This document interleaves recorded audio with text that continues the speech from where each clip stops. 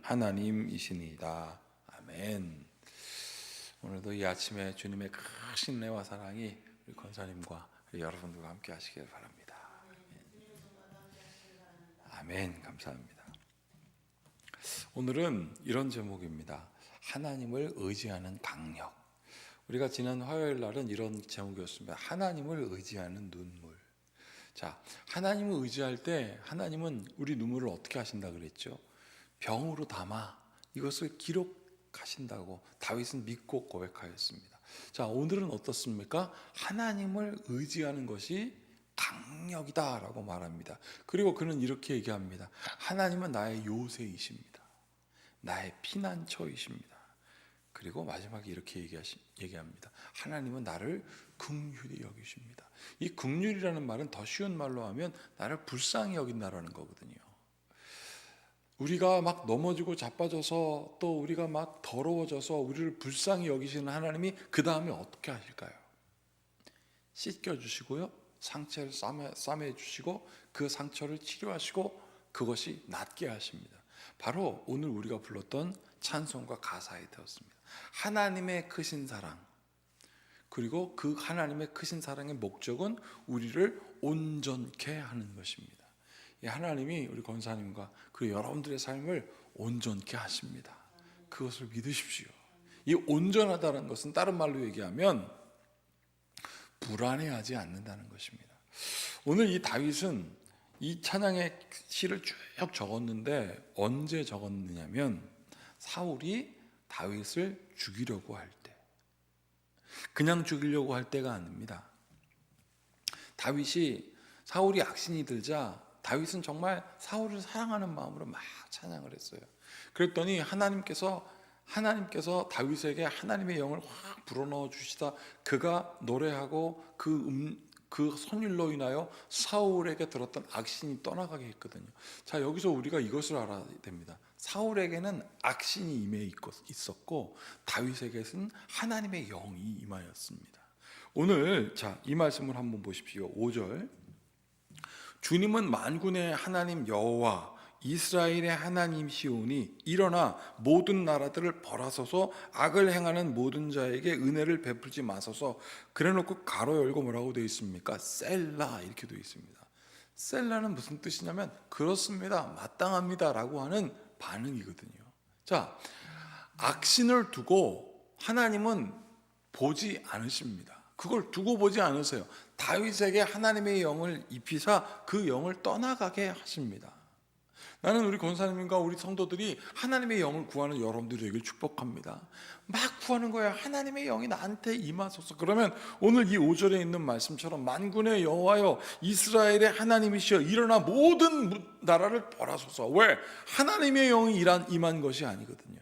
자, 다윗이 하나님의 영에 탁 취해서 사울을 위하여 노래 부르고 있을 때 그 악신이 떠나갔는데, 자, 이번에는 그렇지 않습니다. 사무엘상 19장에 있는 말입니다. 사무엘상 19장에 사울이 다윗의 친구 요나단 자기 아들에게 말합니다. 너 내 아들이지, 내 아버님, 너 다윗 죽여. 그 순간 요나단은 온몸이 얼어붙는 것 같았을 거예요.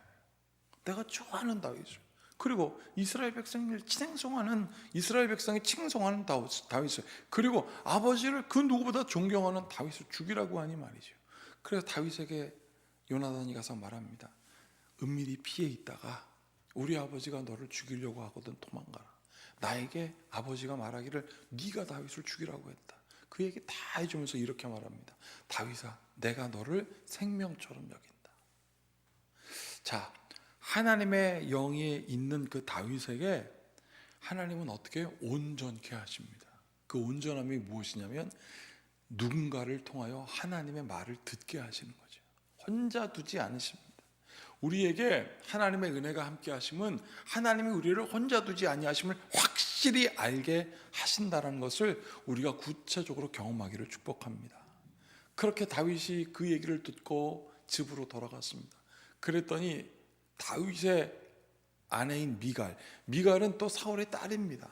자기 아들에게도 죽이라고 했습니다. 그리고 미갈이 그 이야기를 들었어요. 그리고 다윗에게 말합니다. 우리 아버지가 당신 죽이려고 하니까 오늘 이 밤에 저 창문 넘어서 도망가라고. 그리고 그 도망가면서 지은 시가 오늘 그 시예요. 그리고 사울이요, 자기 군사들을 보냈습니다. 미갈은 다윗을 조망하게 해놓고 그 침대에다가 우상을 눕혀놓고 우상을 덮은 후에 염소털을 깎아서 마치 다윗의 머리털인 것처럼 위장했어요. 그리고 사울이 이렇게 얘기합니다. 군인들에게, 너희 가거든 침상을 향하여 칼로 찔러 죽여라 라고 하지 않고 뭐라고 하냐면, 침상 째고들어 갖고 와라, 내가 다윗 죽이겠다. 한마디로 얘기하면 미친 겁니다. 돌아버린 거예요. 뭐 때문에? 다윗의 지도력이 자기보다 더 높다는 것을 이해할 수 없었던 것이죠. 받아들일 수 없었던 거예요. 그래서 하나님의 영이 그에게 임하지 않았던 것입니다. 우리가 이렇게 생각합니다. 가장 강력한 군대는 많은 군인 수와 그리고 많은 무기가 있다고 해서 강력하지 않습니다. 정말 강력한 군사는 그 많은 군인들과 더불어 지도자가 있어야 하는 것이요. 그래서 우리가 지략이 넘치는 지략, 지장, 덕장, 그리고 명장, 용장 이렇게 얘기합니다. 많은 힘이 있다고 할지라도 그것을 이끌어가는 지도자가 있지 않으면 그 군사는 강력하지 않습니다.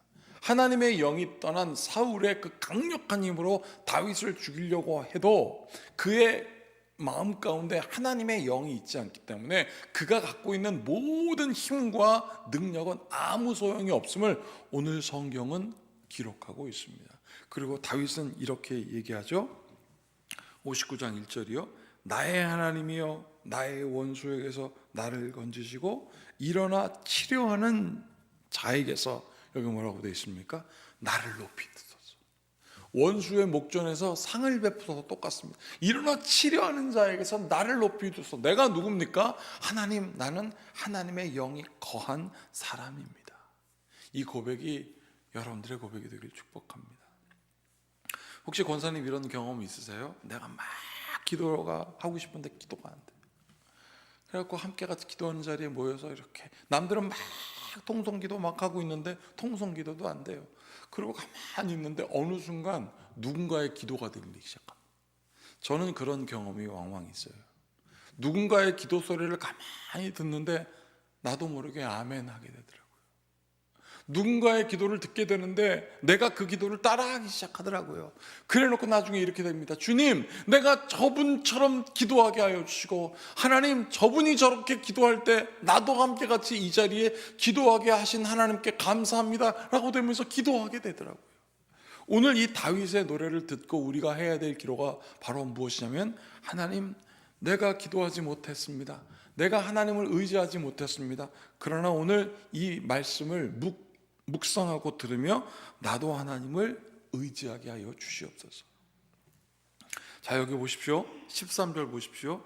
진노하심으로 소멸하시되 없어지기까지 소멸하사 하나님이 야곱 중에서 다스림을 땅끝까지 어떻게 됐습니까?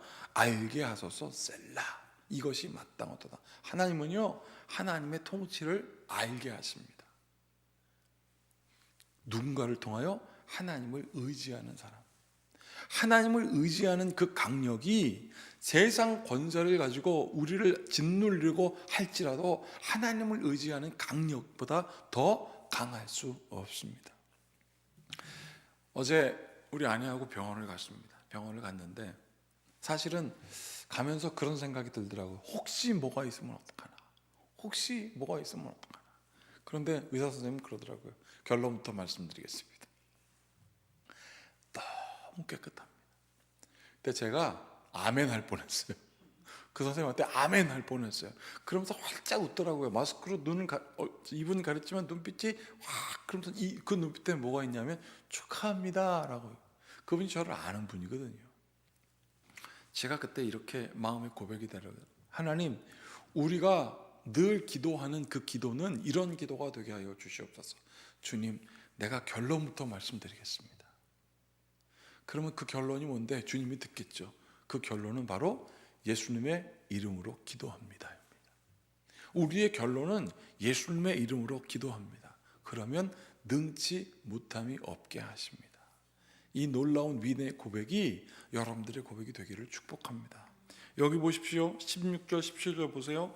나는 주의 힘을 노래하며 아침에 주의 인자하심을 높이 부르리오니 주는 나의 요새시며 나의 환난 날의 환난 날의 피난처이십니다. 17절 같이 읽어볼까요? 나의 힘이시여 내가 주께 찬송하리니 하나님은 나의 요새시며 나를 긍휼히 여기시는 하나님이시니이다. 아멘. 하나님은 우리를 불쌍히 여기십니다. 왜요? 우리가 온전하지 않기 때문에 그렇습니다. 그러나 교만한 자들은요 온전하지 못합니다. 그 온전하짐의 가장 큰 특징이 거짓이죠. 오늘 성경은 이렇게 얘기하고 있습니다. 12절 보세요. 그들의 입술의 말은 곧 그들의 입의 죄라. 그들이 말하는 저주와, 여기 뭐라고 되어 있습니까? 거짓말로 말미암아 그들이 그 교만 중에서 사로잡히게 하소서. 그들의 거짓말로 올무가 되어 그들이 오히려 싸게 하여 올무가 되어 넘어지게 하여 주시옵소서 라고 다윗은 고백합니다. 이건 뭐냐면 아는 기도를 하는 거예요. 어떤 기도?